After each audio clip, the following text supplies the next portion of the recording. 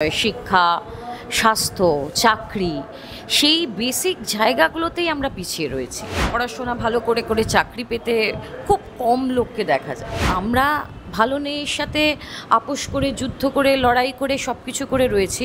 আমাদের নেক্সট জেনারেশনটা যেন সেটা না করতে হয়। যে টিএমসি করছে বা যে বিজেপি করছে তার একটা স্বার্থ রয়েছে কোথাও একটা। বামপন্থী যারা হয় তারা নিঃস্বার্থভাবেই হয়, কোনো রাজনীতির সাথে না যুক্ত হয়ে যুবনেত্রী হয়ে এখন সে একটা টিকিট পেয়ে গেছে এমপি মানে সংসদের।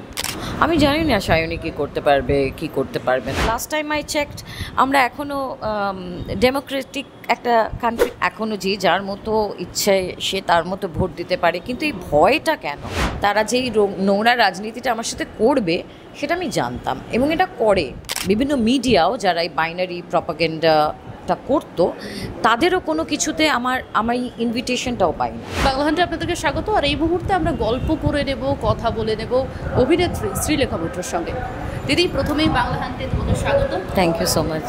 দিদি, প্রথমে তোমার কাছে যে প্রশ্ন রাখবো তা হচ্ছে কি, মাঝে মধ্যে তোমাকে প্রতিবাদে দেখা যায়, মিছিলে দেখা যায়, কিন্তু সক্রিয়ভাবে রাজনীতিতে কেন দেখা যায়?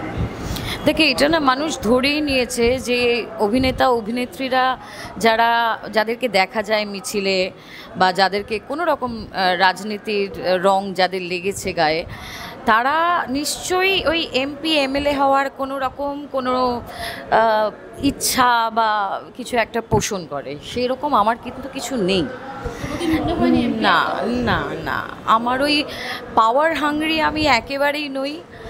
আমি সত্যিকারের চাই যে এই যে আমার মেয়ে আমাদের রাজ্য পশ্চিমবাংলা ছেড়ে ব্যাঙ্গালোরে যাচ্ছে পড়তে, তার মানে অন্য রাজ্যে সেই শিক্ষা ব্যবস্থা আছে যেটা আমাদের রাজ্যে নেই।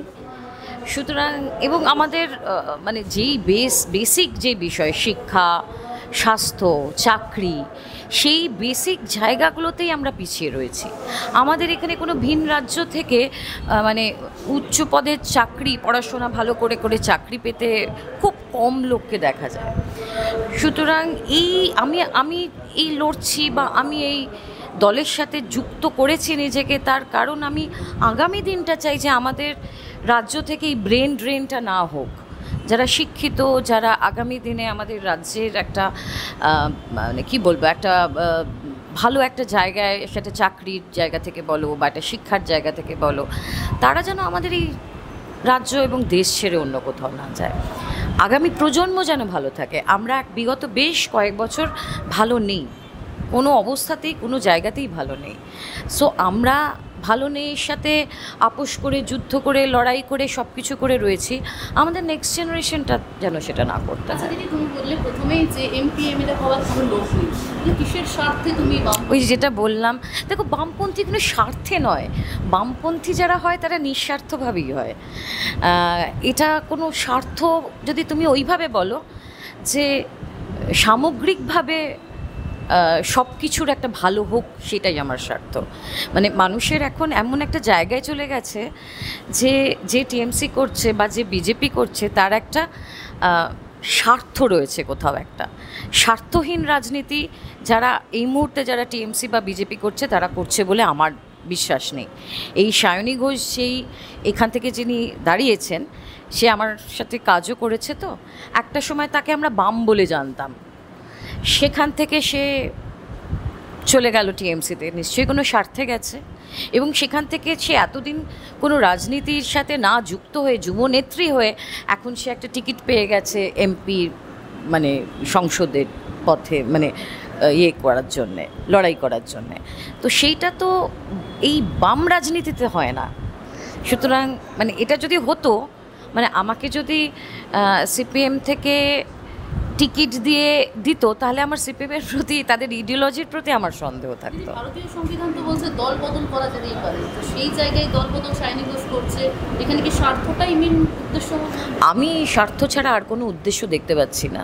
তুমি যদি কোনো উদ্দেশ্য দেখে থাকতে পারো আমাকে একটু বলো প্লিজ। আমার হোয়াটসঅ্যাপ নাম্বার দিয়ে দেবো, আমাকে জানিও যে কোন মানুষের সেবার জন্যে, কোন মহান কাজের জন্যে এরা এই অভিনয়ের সঙ্গে কি রাজনীতি করতে পারবে সায়নী? কি মনে হচ্ছে?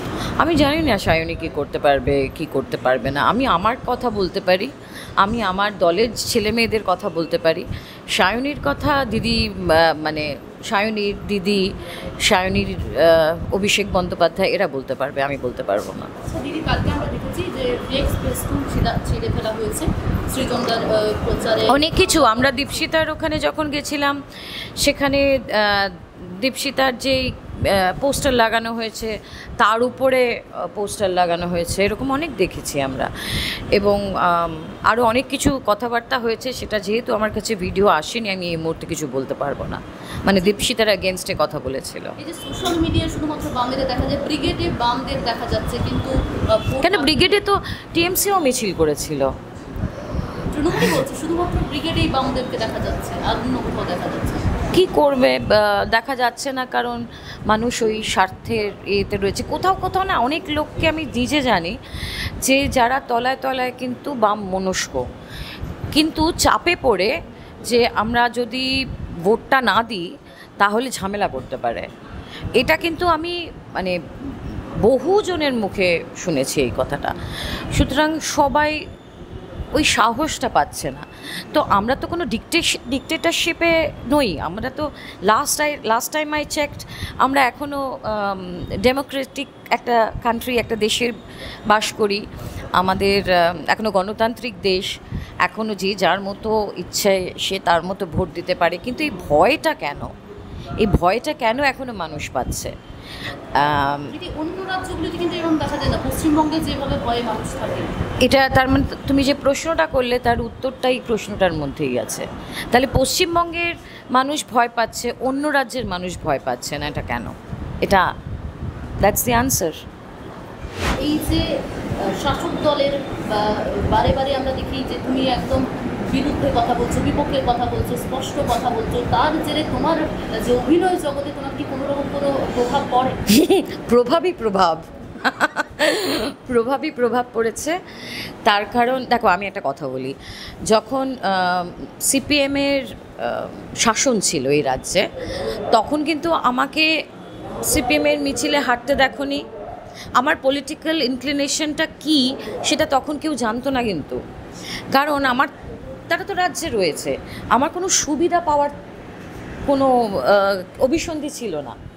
এবং যারা আমাদের ইন্ডাস্ট্রিতে অনেকে যারা এখন বিজেপির হয়ে করছে, বা যারা এখন টিএমসির ওই রেড রোডে হাত নেড়ে নেড়ে যাচ্ছে, সেই সব মানুষগুলোকে কিন্তু তখন দেখবে একই মঞ্চে বুদ্ধবাবুর সাথে রয়েছে বা অনেক কিছু করেছে। তখন আমার কোনো রকম কিছু নেওয়ার পাওয়ার কোনো ইচ্ছা, লোভ, আমি লোভী নই।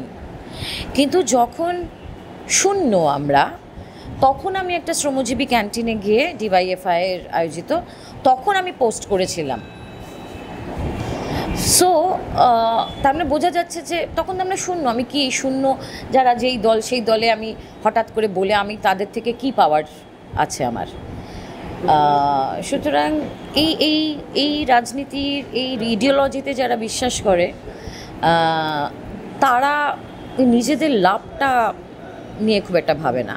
হ্যাঁ, আমাকে কাজটা দেওয়া হয় না, তার কারণ আমি যেগুলো অন্যায় দেখি আমি সেগুলো ওই অশ্বত্থামা হত ইতি গজভাবে বলতে পারি না, অশ্বত্থামা হত বলি।